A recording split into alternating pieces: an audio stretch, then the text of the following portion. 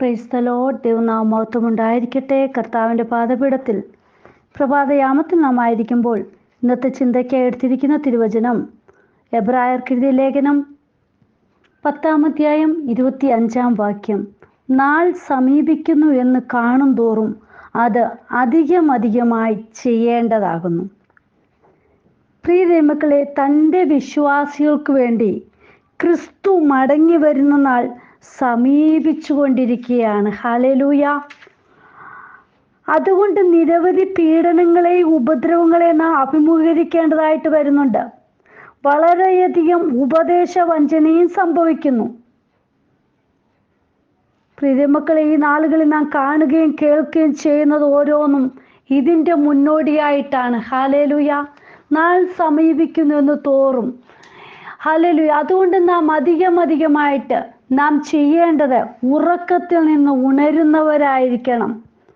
നാം വിശ്വസിച്ച സമയത്തേക്കാൾ രക്ഷ ഇപ്പോൾ നമുക്ക് അധികം അടുത്തിരിക്കുന്നു. ഹല്ലേലൂയ. നമ്മുടെ ഇപ്പോഴുള്ള പ്രതീക്ഷ മുഴുവനും ലോക അവസാനവും ക്രിസ്തുവിൻ്റെ വീണ്ടും വരവുമാണ്. ഹല്ലേലൂയ. ഈ കാഴ്ചപ്പാടിലൂടെയാണ് ഇന്ന് ദൈവമക്കളാകുന്ന നമ്മൾ ഓരോരുത്തരും മുന്നോട്ട് പോകുന്നത്. അതുകൊണ്ടാണ് പത്രോസ് അപ്പോസ്തലൻ 1-ാം ലേഖനം 4:7 പറയുന്നുണ്ട്, എല്ലാറ്റിൻ്റെയും അവസാനം സമീപിച്ചിരിക്കുന്നു. ആകയാൽ പ്രാർത്ഥനയ്ക്ക് സുബോധമുള്ളവരും നിർമ്മതരുമായിരിപ്പിൻ. ഹല്ലേലൂയ.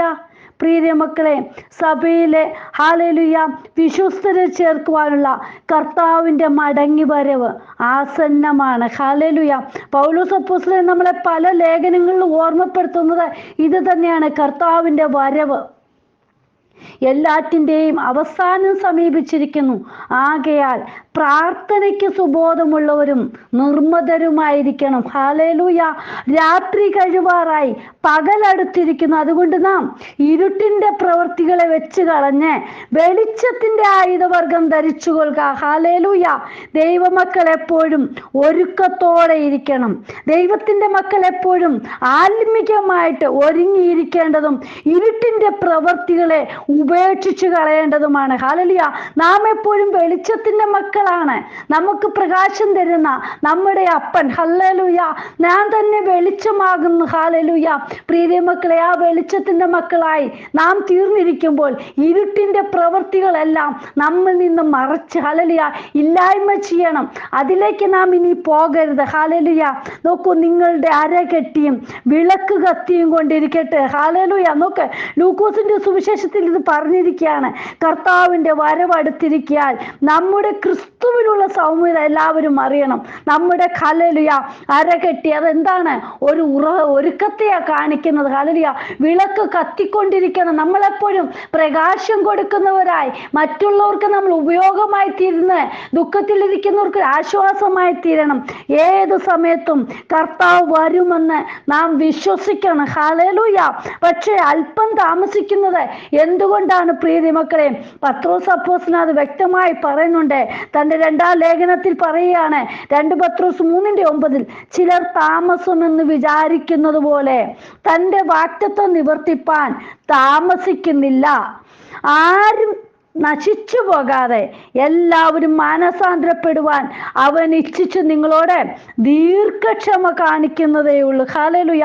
നമ്മുടെ അപ്പൻ ആരും നശിച്ചു പോകണമെന്ന് വിചാരിക്കുന്നില്ല. പ്രിയ മക്കളെ, എല്ലാവരും സുവിശേഷം കേൾക്കണം, എല്ലാവരും മാനസാന്തരപ്പെടണം എന്നുള്ള ആഗ്രഹമാണ് നമ്മുടെ അപ്പനുള്ളത്. ഹല്ലേലൂയ. കർത്താവിൻ്റെ പ്രത്യക്ഷത വരെ നാം ദീർഘക്ഷമയോടിരിക്കണം. അതുകൊണ്ടാണ് യാക്കോബ് അപ്പോസ്തലൻ പറഞ്ഞിരിക്കുന്നുണ്ട്, യാക്കോബ് 5:7, എന്നാൽ സഹോദരന്മാരെ, കർത്താവിൻ്റെ പ്രത്യക്ഷത വരെ ദീർഘക്ഷമയോടിരിക്കുവിൻ. കൃഷിക്കാരൻ ഭൂമിയുടെ വിലയേറിയ ഫലത്തിന് കാത്തുകൊണ്ട് മുൻമഴയും പിന്മഴയും അതിന് കിട്ടുവോളം ദീർഘക്ഷമയോടിരിക്കുന്നുവല്ലോ. പ്രിയ മക്കളെ, നിങ്ങളും ഹല്ലേലൂയ ഇതിനു വേണ്ടി കാത്തിരിക്കണം. ഹല്ലേലൂയ. നോക്കൂ, നിങ്ങളും ദീർഘക്ഷമയോടിരിക്കുകയും നിങ്ങളുടെ ഹൃദയം സ്ഥിരമാക്കുകയും കർത്താവിൻ്റെ പ്രത്യക്ഷത സമീപിച്ചിരിക്കുന്നു. ഹല്ലേലൂയ. സഹോദരന്മാരെ, വിധിക്കപ്പെടാതിരിക്കുവാൻ ഒരുവന്റെ നേരെ ഒരുവൻ ഞരങ്ങിപ്പോകരുത്. ഹല്ലേലൂയ.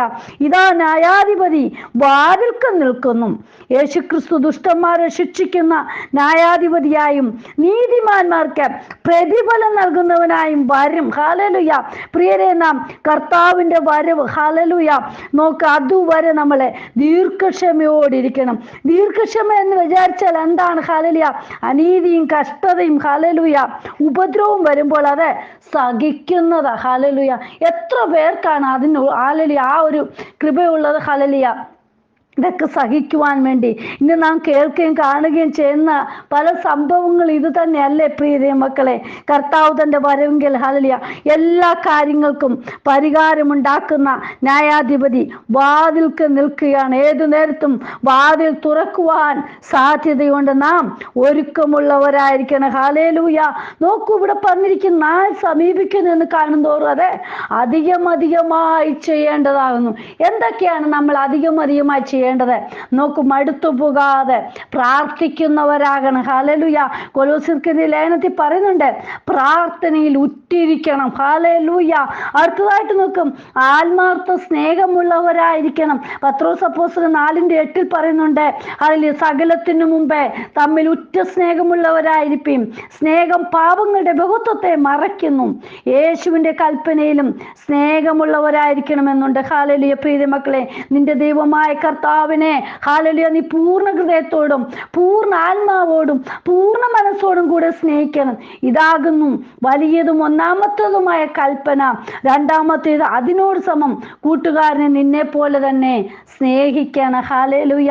പ്രിയ മക്കളെ, ഹല്ലേലൂയ, നോക്കൂ, നാൾ സമീപിക്കുന്നു എന്ന് കാണും തോറും അധികമായിട്ട് നാം ചില കാര്യങ്ങൾ ചെയ്യണം. ആവശ്യത്തിലായിരിക്കുന്നവർക്ക് നാം ഔദാര്യം കാണിക്കുന്നവരായിരിക്കണം. അതായത് പിറുപിറുപ്പ് കൂടാതെ തമ്മിൽ അതിഥി സൽക്കാരം ആചരിക്കണം. ഹല്ലേലൂയ. പരിശുദ്ധാത്മാവിനാൽ നമുക്ക് ലഭിച്ചിരിക്കുന്ന ആത്മീയ വരങ്ങളിലൂടെ മറ്റുള്ളവരെ നാം സഹായിപ്പാൻ നമ്മൾ ഉത്തരവാദിത്വം കാണിക്കുന്നവരായിരിക്കണം. പ്രിയ മക്കളെ, അടുത്തതായിട്ട് എന്താണ്?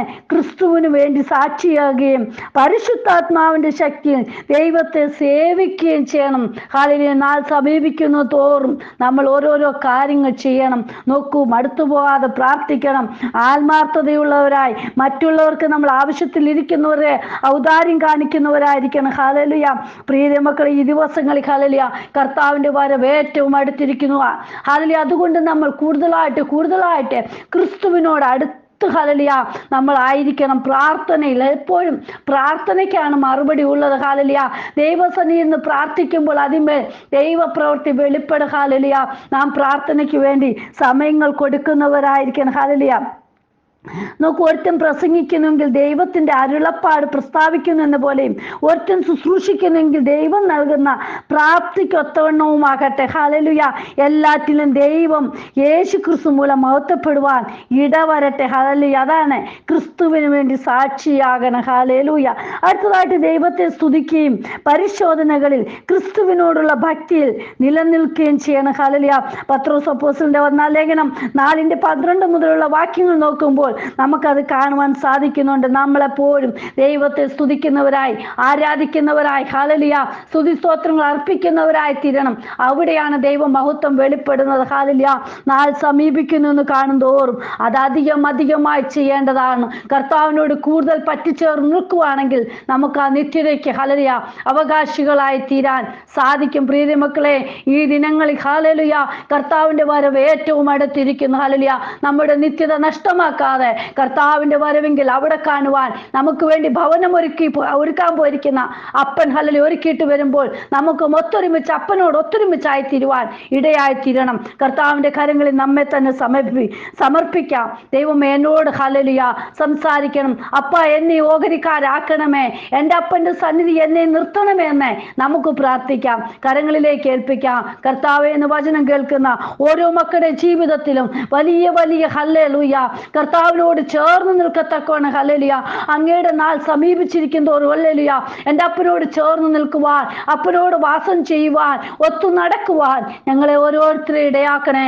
ഒരുക്കത്തോടായി തീരുവാൻ ഇടയാകണം. ദിവസങ്ങളും അടുത്തു പോകാതെ പ്രാർത്ഥിപ്പാനുള്ള കൃപ ഞങ്ങൾക്ക് ഓരോരുത്തർക്കും തരണം കർത്താവേ.